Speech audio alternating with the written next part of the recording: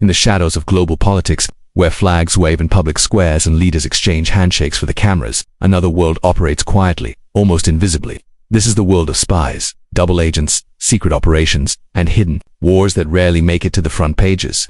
The story of espionage is as old as the history of human conflict. But in the age of superpowers, it has taken on a scale so vast and complex that it has become an unseen battlefield, shaping wars, alliances, and the very balance of global power. To step inside the spy games of superpowers is to step into a world where nothing is ever as it seems, where the truth is concealed beneath layers of deception, and where national survival often depends on secrets. The Cold War between the United States and the Soviet Union was the golden age of espionage. It was a conflict that was not fought with open battles on European soil, but rather with nuclear arsenals kept on hair-trigger alert and with spies embedded in the heart of enemy governments. From Moscow to Washington, Berlin to London, the world became a giant chessboard. Both sides deployed their most brilliant minds and most ruthless operatives in a war of information.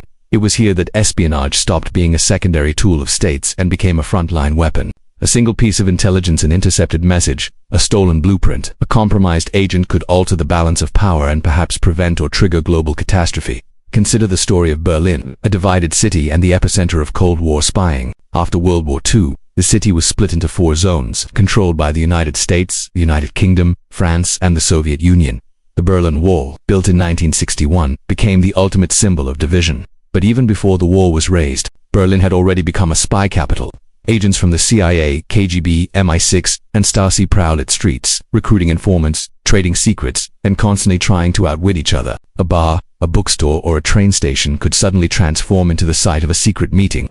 Ordinary citizens were often pulled into this shadowy world without ever realizing the danger they were in. The CIA and KGB used Berlin as their testing ground for espionage tactics. One of the most daring operations was the construction of the Berlin Tunnel in the 1950s. The CIA, with British help, dug a tunnel nearly half a mile long from the American sector into the Soviet-controlled area of the city. Their goal was to tap into Soviet communication lines and gather priceless intelligence about Soviet troop movements and strategy. For nearly a year, the tunnel successfully intercepted thousands of phone calls and cables, but what the Americans didn't know was that the Soviets had been aware of the operation almost from the very beginning, thanks to a double agent named George Blake who worked for British intelligence but secretly served the KGB. The Soviets allowed the tunnel to operate, feeding the West a mix of real and misleading information, until they staged a dramatic discovery of it in 1956. This was the essence of spy games, brilliant strategies constantly undermined by betrayal. The presence of double agents was perhaps the most dangerous and fascinating element of espionage. They lived lives of lies, often betraying friends, families, and countries, while constantly playing a game of survival. Kim Philby, a senior officer in British intelligence and a member of the infamous Cambridge Five, fed secrets to the Soviets. For decades, he was trusted by his colleagues, even worked closely with the Americans, and yet every secret he touched was passed on to Moscow.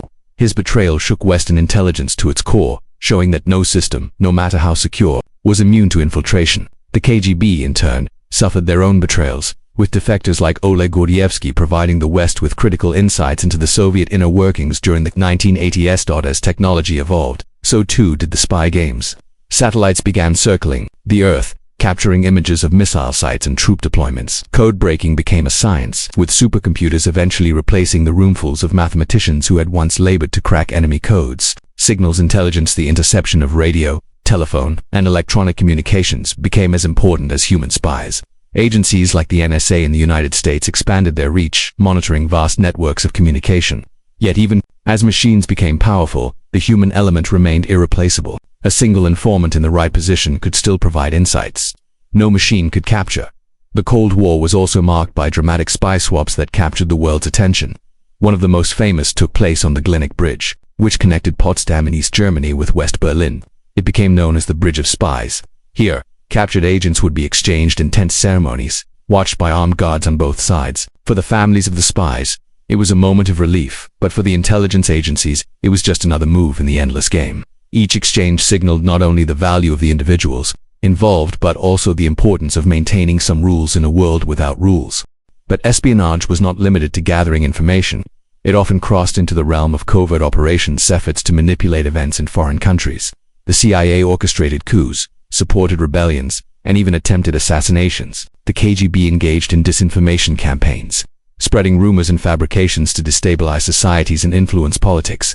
For superpowers, espionage was not simply about knowing what the enemy was doing, but also about shaping outcomes in ways that favored their own interests. A rumor whispered in the right ear, a forged document planted in the right desk, or a propaganda broadcast repeated enough times could alter the course of nations in the developing world. The spy games of superpowers played out with devastating consequences. Countries in Africa, Latin America, and Asia often became battlegrounds for proxy wars, where local leaders were manipulated, supported, or toppled based on the intelligence calculations of Washington and Moscow. The people in these regions frequently paid the price for a game that was not theirs. As coups, civil wars, and political instability spread like wildfire, intelligence agencies worked hand in hand with military and economic tools to shape these regions, making espionage not just a hidden war but also a global one. Yet, despite the secrecy and danger, the world of espionage was not without its glamour. Popular culture turned spies into icons. James Bond movies romanticized the profession, showing agents armed with gadgets, charm, and endless courage. In reality, most spies lived far more mundane and far more dangerous lives, often defined by paranoia, loneliness, and constant fear of discovery. Still, the myth of the suave secret agent served an important purpose. It disguised the harsher truth that spies were pawns in a larger struggle, sacrificed when convenient, and forgotten when their usefulness ended. By the late 1980s, the spy games seemed to be reaching their climax. The Soviet Union was faltering, its economy collapsing under the weight of military spending and systemic inefficiency.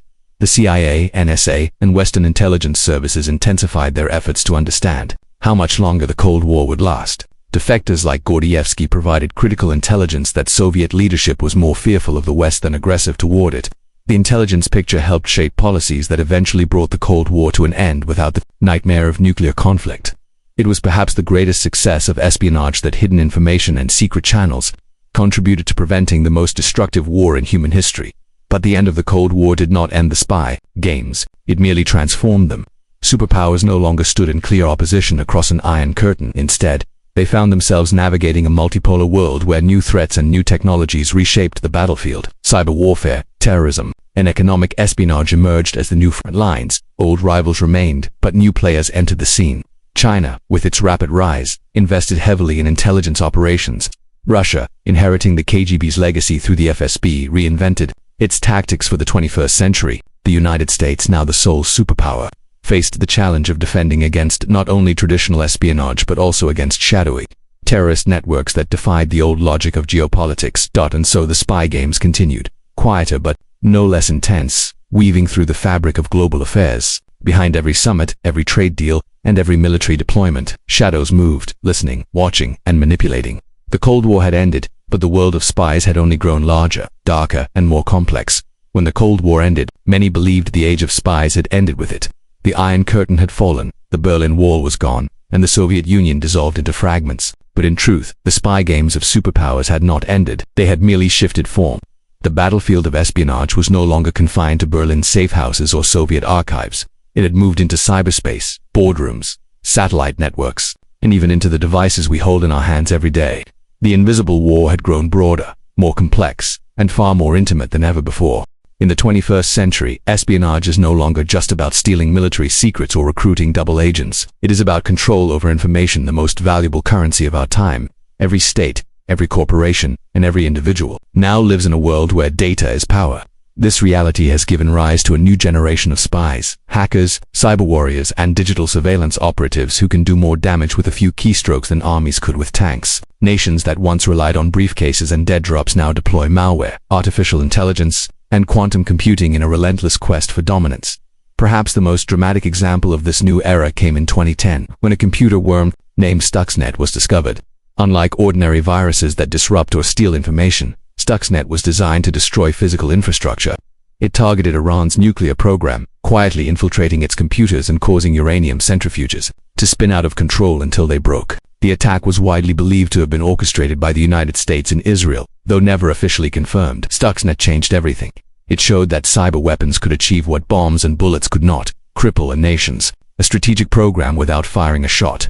From that moment on, cyberspace became a battlefield, and superpowers rushed to develop offensive and defensive cyber capabilities.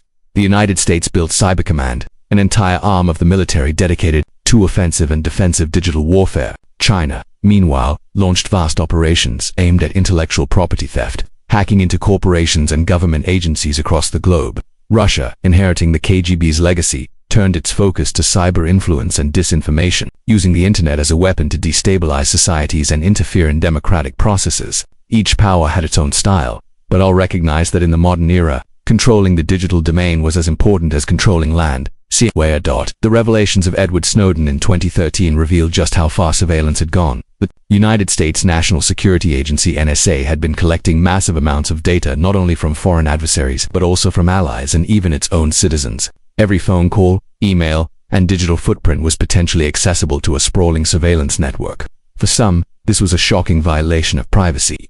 For intelligence agencies, it was the inevitable adaptation to a world where threats could come from anywhere. Terrorist plots, cyber attacks, and espionage could all be hidden in encrypted messages or anonymous online accounts. To track them, the NSA and its partners sought to see everything. But Snowden's leaks also demonstrated a new twist in spy games. Whistleblowers, leakers, and hackers could undermine intelligence agencies from within, releasing secrets not to rival superpowers but to the public itself. While the United States dominated in surveillance technology, China focused on industrial espionage. Thousands of cyber operations were attributed to Chinese hackers, many allegedly tied to state-run units. They targeted defense contractors, technology firms, and universities, stealing cutting-edge designs and research. For Beijing, this was not just about military advantage but also about accelerating its rise as an economic powerhouse. Every stolen blueprint and hacked patent was a step toward closing the technological gap with the West.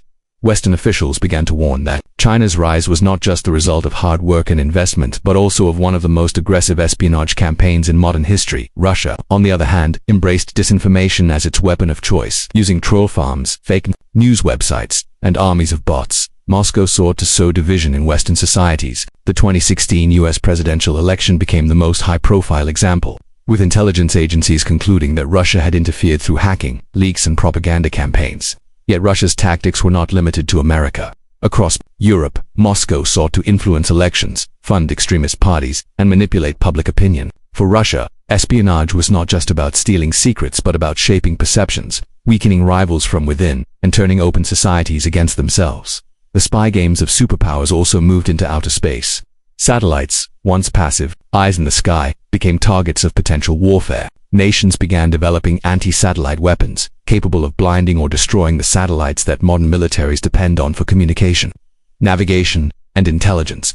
China's successful anti-satellite missile test in 2007 sent shockwaves through the defense community, proving that even the high ground of space was no longer safe. In response, the United States and others accelerated their own space espionage programs, launching satellites that could monitor, eavesdrop, and even approach enemy spacecraft.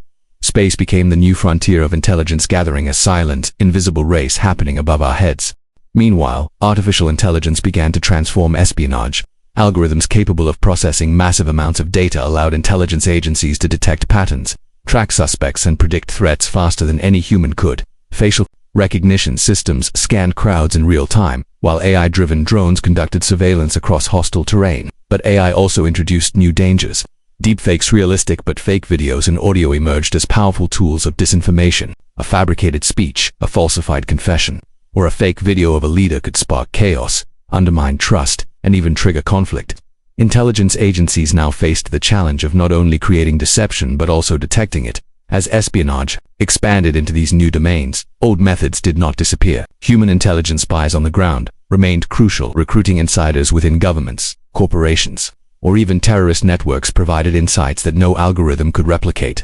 In 2010, the FBI arrested a network of Russian sleeper agents who had been living quietly in the United States for years, posing as ordinary citizens while secretly gathering information. The case reminded the world that even in the digital age, the classic spy, the man or woman in disguise, living under a false identity, was far from obsolete. But the spy games of superpowers were no longer limited to states alone. Actors, corporations, and even individuals began to play roles once reserved for governments. Technology companies like Google, Facebook, and Apple held more data on individuals than most intelligence agencies ever could. Private cybersecurity firms exposed state-sponsored hacking campaigns, sometimes embarrassing powerful governments. Hacktivist groups like Anonymous conducted their own operations, leaking information, disrupting networks, and challenging authority. The monopoly on espionage was broken, and the shadow war became crowded with new, unpredictable players. The consequences of this new era of espionage are profound. Unlike the Cold War, where the lines between friend and foe were clear, the 21st century is a murky battlefield. Allies spy on each other, corporations compete with governments, and truth itself becomes a weapon. Trust is fragile, secrets are vulnerable, and every device connected to the internet is a potential target.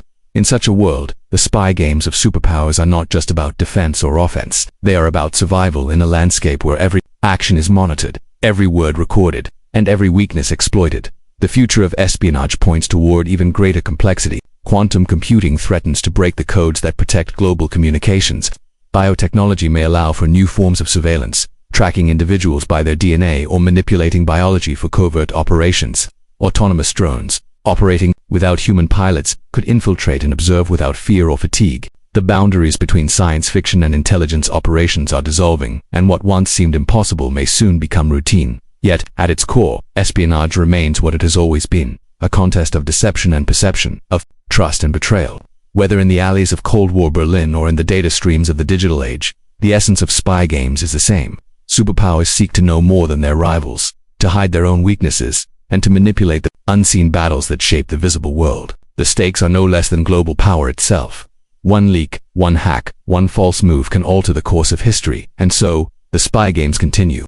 Hidden behind treaties and summits, lurking within networks and satellites, spies of every form, digital and artificial carry out missions that few will ever know about. The public sees only glimpses, a scandal here, a leak there, a mysterious figure crossing a border.